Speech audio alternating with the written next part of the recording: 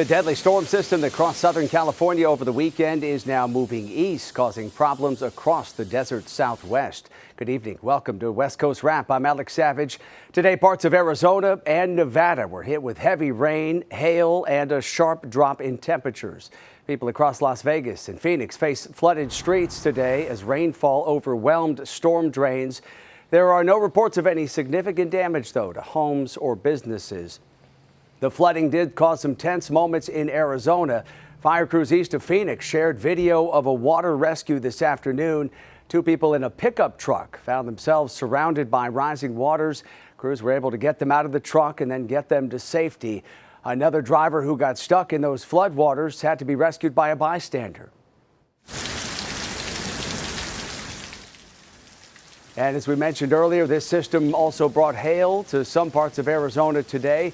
These images on social media show pea-sized hail falling in Glendale. The small hailstones stuck long enough to partially cover the ground in one backyard. At about 20 miles southeast of Glendale, people pulled out their cameras as hail started coming down in Tempe today. It pelted cars in a parking lot. The National Weather Service predicted half-inch sized hail in this area. In Las Vegas, people are posting images to social media showing the heavy rain they're seeing. These storms caused some minor street flooding, but no reports of any damage from the storms in southern Nevada. A flash flood watch remains in effect for Clark County through tomorrow morning. And people in Arizona are being warned not to let their guard down. This is a live look at the conditions in downtown Phoenix tonight, where you can see things have really calmed down compared to where they were earlier today. But there are more storms on the way. For more, let's bring in KTVU meteorologist Roberta Gonzalez, who is tracking those storms and the conditions across the west. Hey, Roberta. Boy, it sure looks pretty there right now. Yeah, it does. It does. In and around the Phoenix area. These are just some of the official totals. In the higher elevations, we did see over 2 inches of rain, like Tonopah. Las Vegas saw over a ½ an inch of rain. And you got to keep in mind, with that kind of elevation, you see a lot of street flooding there. Up to nearly ½ an inch of rain in Tempe. And that's within a 10-mile radius of the Phoenix area. And then you have Phoenix with 0.2 of an inch of rain. All this did drift into Nevada from Arizona, then sideswiping the southwestern portion of the Mojave Desert, where you have 29 Palms with 15/100ths of an inch of rain, and even Barstow got in on the action with just a couple of raindrops, but that's big for the Mojave Desert. Okay, here we go. This is the same area low pressure that just pummeled the San Francisco Bay Area on Thursday, then drifted into southerly fashion into Southern California with all the flooding rains there. You see the thunderstorm activity is now just passing through the Las Vegas area, and this does contain small hail as well. As we take you up to the Pacific Northwest, it is quiet, but back into the Mojave Desert. Now, this is Mojave in the Arizona area, but in California, San Bernardino does have that flood watch in effect. Clark County as well. Now, this is in effect through tomorrow because we're still expecting more rain. Look at these totals. In San Diego, I saw up to about a ½ an inch of rain in some of the locations today, even more than that in the Escondido area. But we're talking about between now and Saturday, another additional inch of rain in Los Angeles, over 1 1/3 inches in the desert in Palm Springs, and then in the San Francisco area, just over 0.3 of an inch of rain. In the Pacific Northwest, you too will get into the action with about a ½ an inch of rain. This is the next incoming system here, and this is going to make an impact as it slowly jogs towards the Pacific Northwest. If the timing serves me correctly, it will move into the San Francisco Bay Area by about this time tomorrow night. So here we go with the extended forecast. We begin to cloud up, and the rain begins on Wednesday and Thursday in Seattle. Same story in the San Francisco area. You'll have a cloudy day before the rain arrives by nightfall. Then the rain in the morning for the commute before it tapers off and leaves you with a good-looking autumn weekend. Los Angeles, brace yourself for more rain, potentially flooding in the burn scar areas. Phoenix, another day of rain showers. In Denver, you've been averaging well above normal for weeks now. Same story for your Wednesday. Alex?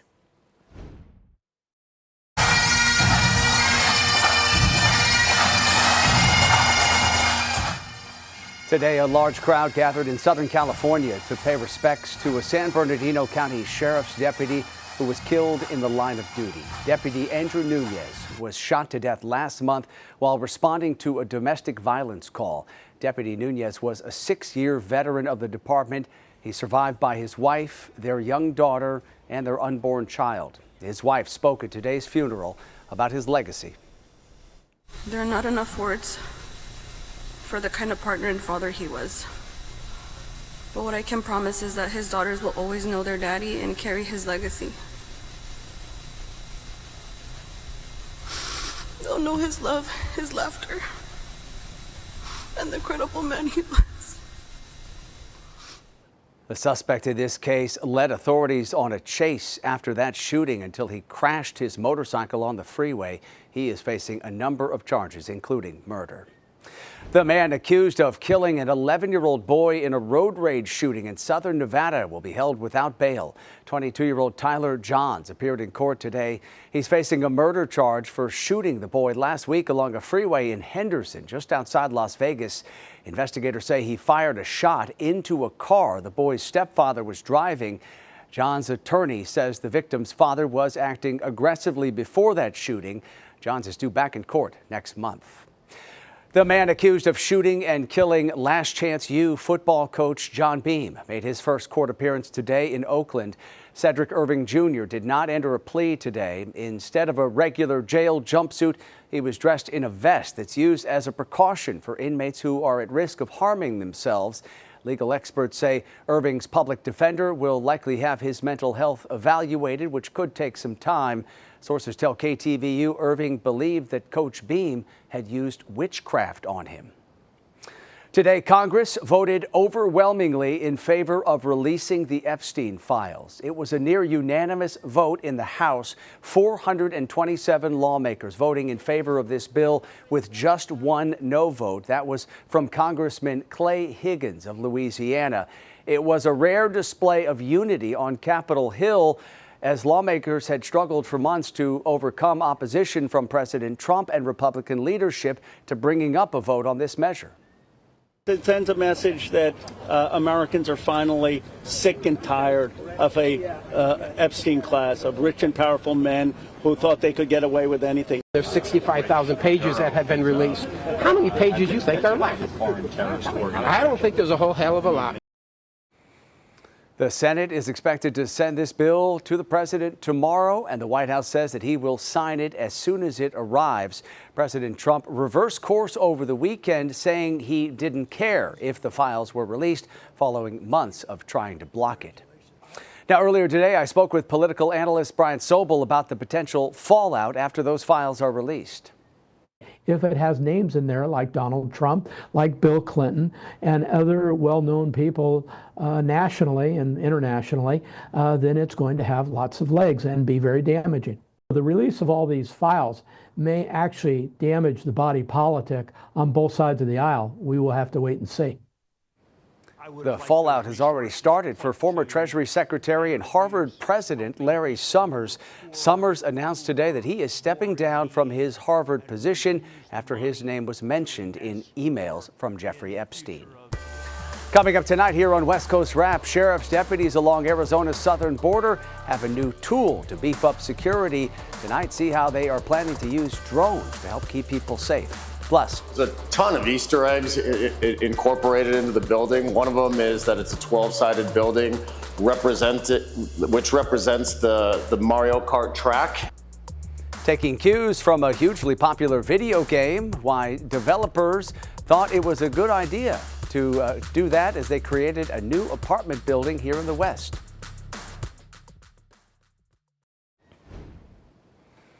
We have an update tonight on the death investigation connected to the well-known singer David, whose real name is David Burke. TMZ is reporting that Burke is now being viewed as a suspect by investigators in the death of 15-year-old Celeste Rivas Hernandez. Although Los Angeles police at this point say they cannot confirm that information, the girl's body was found back in September in the trunk of a Tesla registered to the singer. TMZ also says sources tell them the girl's death is being viewed as a homicide. The medical examiner has not yet released a cause of death. The LA County Sheriff's Department says it's investigating a new allegation of sexual battery against Sean Diddy Combs, who is currently serving a 4-year prison sentence for prostitution-related convictions. The man making the accusations is a music producer and publicist who has already filed a lawsuit against Combs. The unidentified accuser says he came to a photo shoot at a warehouse in LA back in 2020, where he says Combs exposed himself, told the man to perform a sex act, then threw a dirty shirt at him. I talked with TMZ's Charles Latiboudiere about a separate encounter in Santa Monica the following year when the accuser claims that he was sexually assaulted. He also claims that in 2021, some guys jumped him in Santa Monica, dragged him away, brought him into this room where he was beaten up and called a snitch by Diddy.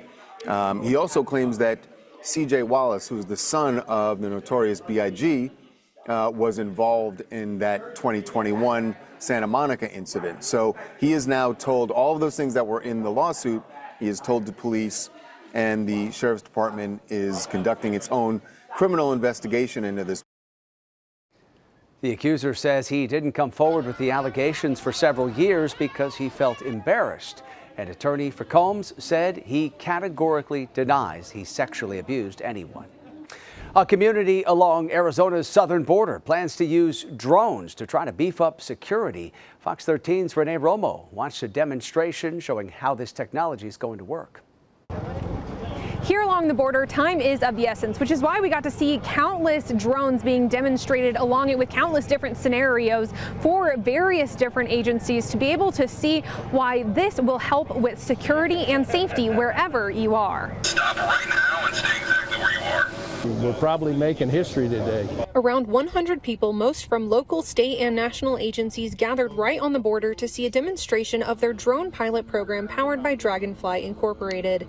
Cochise County Sheriff Mark Daniels tells me with the vast desert his deputies have to cover, drones are the most efficient and give them the optics they need. This is all about concealment. They hide in this desert out here. Which is why they reached out to Dragonfly about a year ago to see what they can do. Co-founder and CEO Cameron Chell tells me CCSO has already been ahead of the curve in terms of using technology to increase security. There was just one major issue they couldn't address yet. They can identify a crossing, but it might be a couple hours away. John Ladd, a rancher whose land backs right up to the border, has dealt with illegal crossings constantly. He tells me after seeing a glimpse of what the drones can do, he's confident there'll be a solution to a major problem. We've never had enough border patrol on the border, and now with this drone, you can cover a lot of ground and pinpoint where they're at, and it's not just illegal, it's anything. In an area as rural as Cochise County, the border is not the only concern, which is why these drones can help with various other scenarios as well. They can use it to do interdictions, they can use it to hold people in place, they can use it for search and rescue, they can use it to deliver medical supplies if they've got people that are left behind that need help. Battery life has been a limiting factor for using drones on the border for years, but these drones can last in the air for hours. That combined with the different things they can do, Daniels tells me they will change the game. This is everybody's problem when it comes to public safety and national security. It's not a political issue. This is about keeping this country safe. Now, there are still a few more rounds of testing that the drones need to go through, but it is expected that they should be up and operational in the next 2 or 3 months. In Cochise County, Renee Romo, 13 News. Department of Homeland Security says the U.S. will continue its collaboration with Canada and Finland to build ice-breaking technology to defend the Arctic against rival countries. Homeland Security Secretary Kristi Noem says President Trump remains committed to the goals of what's called the Ice Pact. We are dramatically expanding our icebreaker fleet. The Coast Guard's polar security and our new Arctic security cutter programs are moving forward full steam ahead. Operation Ice Pact was launched on the sidelines of the 2024 NATO summit under former President Biden. The deal also aligns with NATO's goals to boost cooperation amid rising concerns about China and Russia's presence in the Arctic. A new study shows a link between premature births and wildfire smoke. Fox 13's Lauren Donovan spoke with a pediatrician in Seattle who's working to make sure that more people are aware of that risk. We're seeing increasing severity of wildfire smoke, and we're seeing increasing sort of duration, so, many days in a row. University of Washington pediatrician Dr. Catherine Carr has devoted her life to studying the relationship between environmental exposures and children's health outcomes. More recently, my research group has begun to focus and hone in on wildfire smoke because it's been less well studied. But it's hard to ignore wildfire smoke when you live in the Pacific Northwest because it's a really important issue, and I think we've all experienced the reality of increasing impacts in our region. Last summer, skies above Seattle turned orange as the wildfire haze set in. Across the water in the Olympics, the Bear Gulch fire produced so much smoke, the town of Hoodsport at one point had the worst air quality in the entire nation.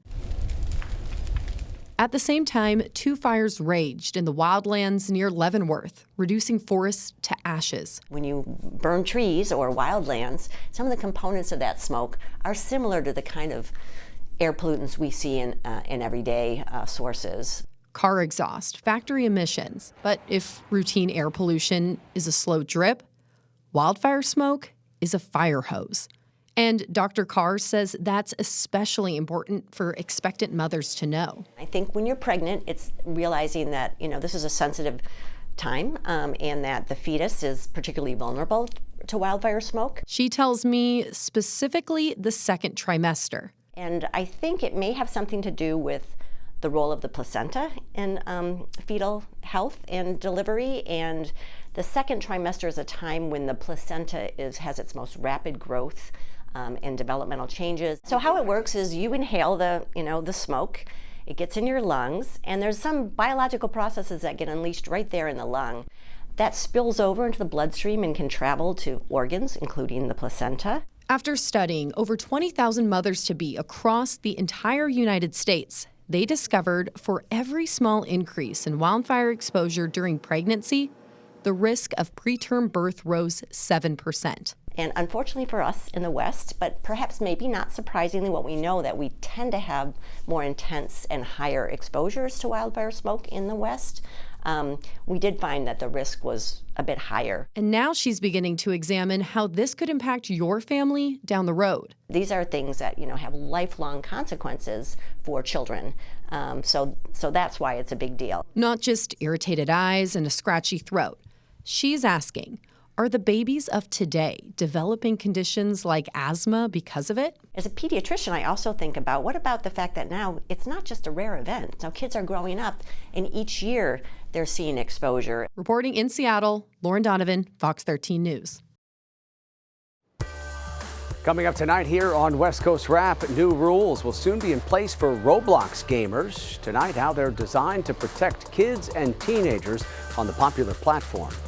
Also, find out why stepping inside a newly built apartment building in Arizona will remind you of a popular video game. We're hoping to design something that was fun and playful and representative of arts in the arts district.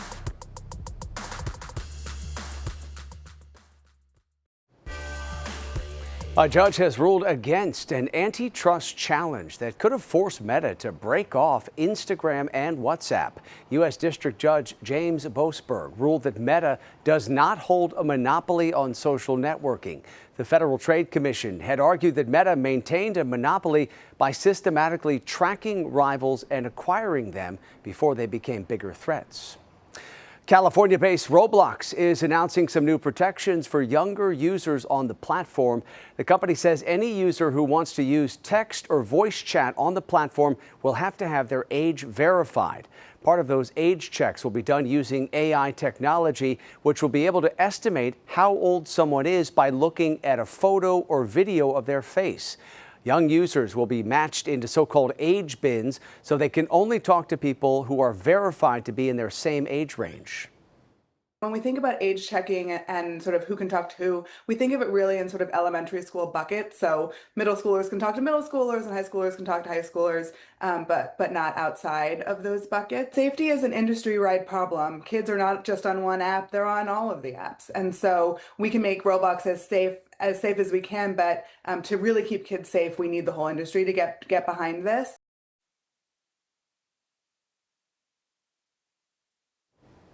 Roblox has more than 150 million users around the world, and about a third of them are under the age of 13.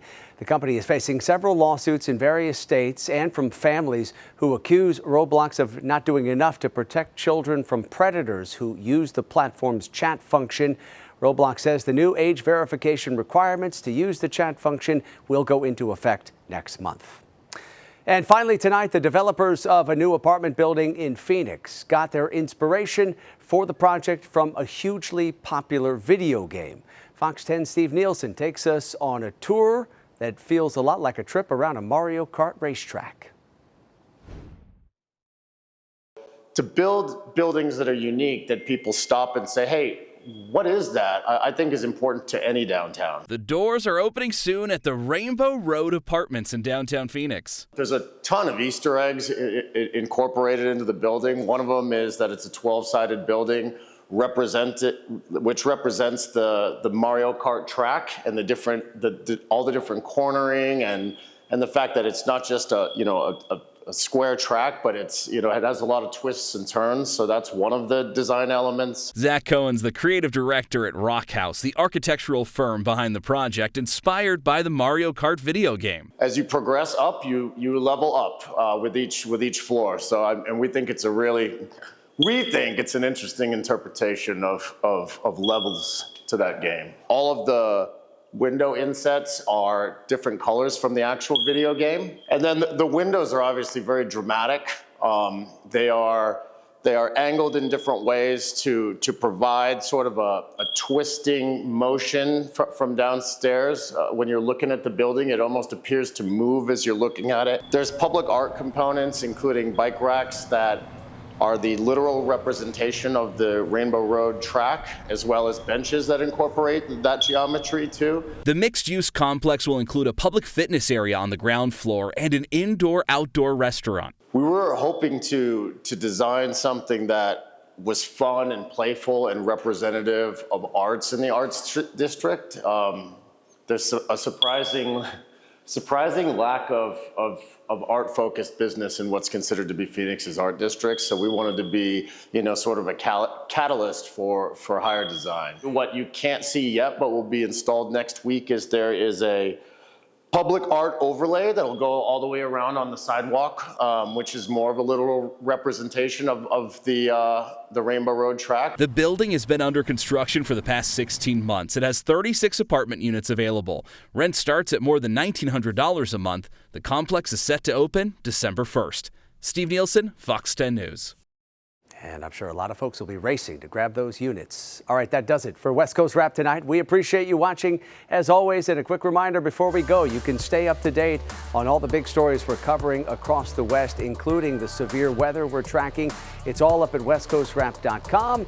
And don't forget to stream our shows on your smart TV by downloading that free Fox Local app. Have a great rest of your night.